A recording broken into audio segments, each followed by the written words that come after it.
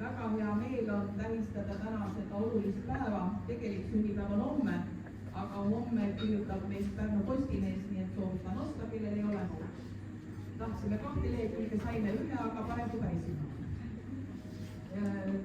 Kõigepealt täna on olnud päris pingeline päev, et 2 suurt akust on selja taga ja praegu võime ennast lõdvaks lasta selle söögilaua äärde. Ja mis siis täna kavas on? Kõigepealt me muidugi hakkame sööma. Ja kui meil eelroog saab söödud, siis ma räägin veel paar sõna. Ja kui keegi soovib ka sõna saada, siis on üks võimalus. Siis tuleb pearoog. Kui meil pearoog saab söödud, siis enne desserti on ka võimalik kõikidel soovijatel sõna võtta. Nii et valmistuge siis sõnavõttudeks ja saab õnnitleda, saab kiita, saab laita, kuidas kellelgi parasjagu mõttes on.